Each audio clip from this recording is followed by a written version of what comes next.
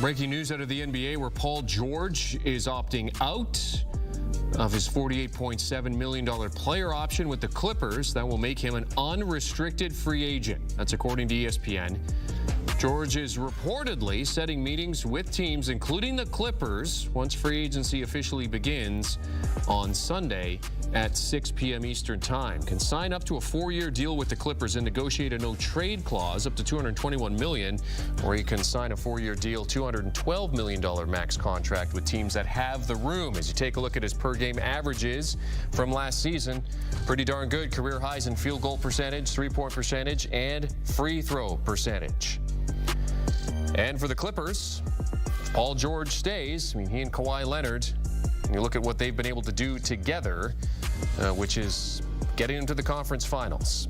That's about it, because they lost in the first round the last 2 seasons and missed the playoffs in 2021-22. NBA free agency begins Sunday, 6 p.m. Eastern Time. Here are some of the top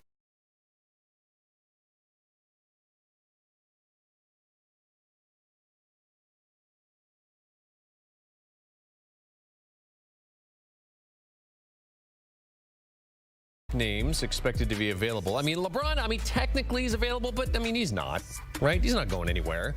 But for Paul George, Tyrese Maxey, DeMar DeRozan, well, might be a bit of a different story. Let's get more on free agency from John Gonzalez, one of the faces you see, the voices you hear daily on the Beyond the Arc podcast. John, let's start with the Saturday news that LeBron James opting out of his $51.4 million player option for next season. He said he wants to retire as a Laker, not expected to go anywhere. What does this new deal look like? Yeah, not expected to go anywhere. They just drafted his son. It would be kind of brutal if he decided to leave Bronny in the lurch and hit the bricks. Like, good luck, kid. You're on your own now. But no, he opts out of a $51.4 million deal. He's eligible, Jeremy, for a 3-year max at $162 million. Now, normally you would say nobody's giving a 3-year max deal to a 40-year-old, soon to be 40-year-old, but he is LeBron, so he is worth the money. The question is whether or not he'll take a discount for the first time in his career. If he doesn't, it's going to hard cap them at the second apron, which is going to make team building around the rest of the Lakers very, very difficult. We won't get too wonky on the CBA here, but it's interesting to note that the other day, D'Angelo Russell opted into his deal at $18.7 million. Now, if he had gone out on free agency, he would have definitely gotten more than that. I'm one of those guys that was banging the drum for him to go to Orlando. They've got a ton of cap space. They need shooting. He would have been a great fit there. But he decides to go back to the Lakers, which is very interesting because he knows that he's giving them a discount, and he also knows that they might end up trading him.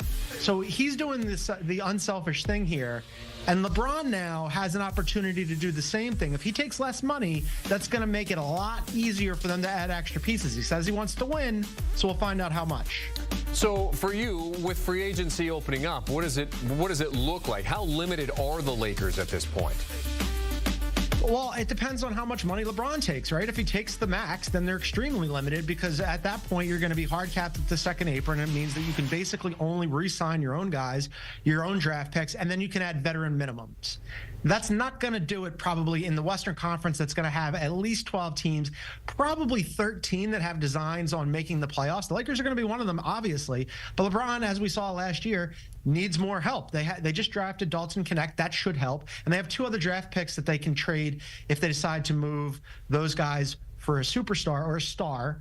So that's something that they might be able to do, but it just makes it so much more difficult if he takes the max as opposed to if he takes less. Next up, let's discuss Paul George, whom the clock is ticking on here. Clippers want him to stay, but say, hey, look, we'll respect the decision if he opts out. He's earned that. Reports are saying he may opt in to try and force a trade. What's the most likely outcome for you here, John?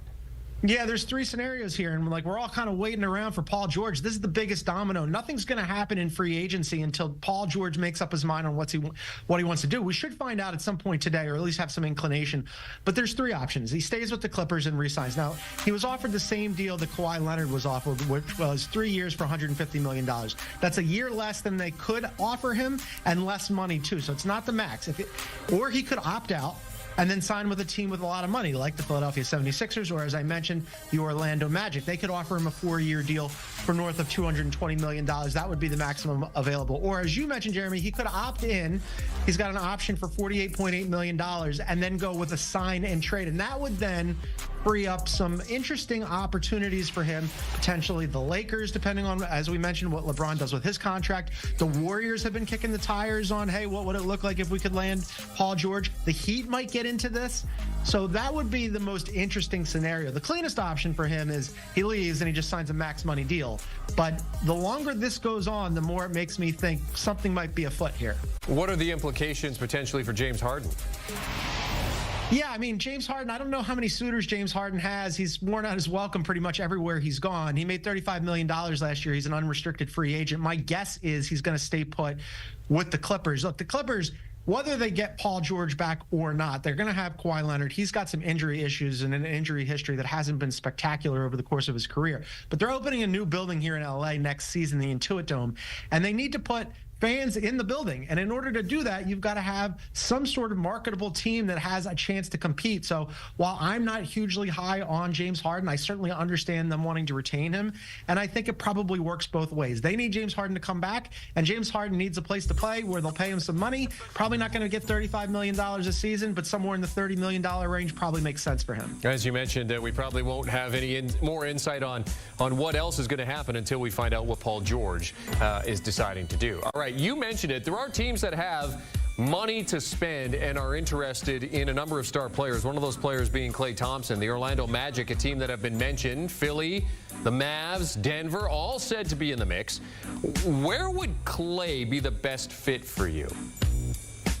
Right where he is. It would be a bummer if Klay Thompson and the band broke up in Golden State, like Steph and he and Draymond Green have been the three musketeers for a long time. You throw in four if you want to throw in Steve Kerr as well. Steve Kerr said the other day that he wants Klay Thompson to come back after the season wrapped up. Steph Curry said the same thing. You know that Draymond's going to say the same thing too. It's just whether or not the Warriors are going to pull this off. Before last season, they offered him a 2-year deal for $50 million, which is half of what they ended up giving Draymond Green in terms of both years and money. Klay Thompson wants a third year. And I get why the Warriors might be reluctant because, as we mentioned, the new CBA kicks in, makes team building very, very difficult if they're in the first or second apron. He's 34 years old, not getting any younger, doesn't work that way. But last year, in a down year, Jeremy, he shot almost 39% from three, and he can still play a little bit of defense. So that's valuable. Those are useful skills. And so if they don't re-sign him, as you mentioned, there's two teams out there, principally the Sixers and the Orlando Magic, who have a ton of money,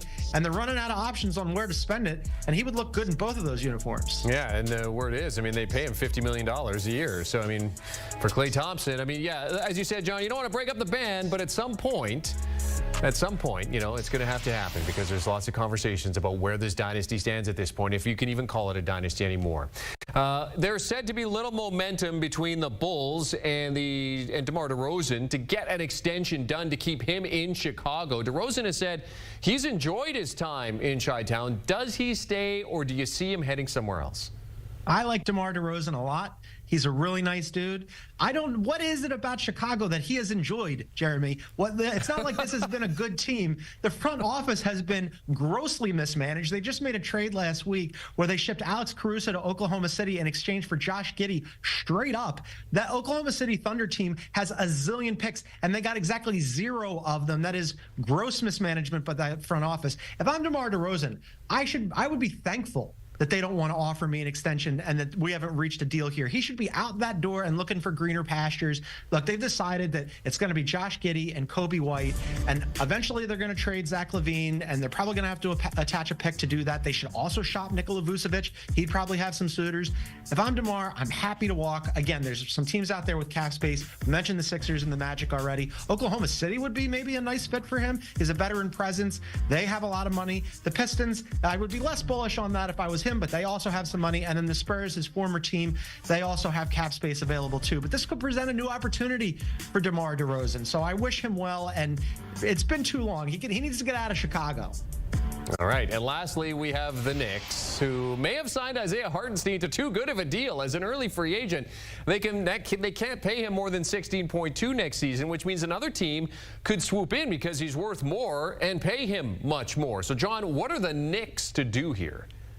Yeah, I'm not going to cry on behalf of the Knicks. The Knicks have done very well for themselves this offseason already, Jeremy, right? They go and get Mikal Bridges. It was an overpay. They paid 5 first-rounders, and 4 of them were unprotected, which is a lot for Mikal Bridges. It's actually 1 more first-rounder than the Nets ended up getting when they traded KD away. But Mikal Bridges, awesome player. You understand why they'd want him. Fits perfectly with their team. And then they go and re-sign OG Anunoby, 5 years for $212.5 million with a player option and a trade kicker. That's good work if you can get it. I can't. I don't know about you, but OG got it.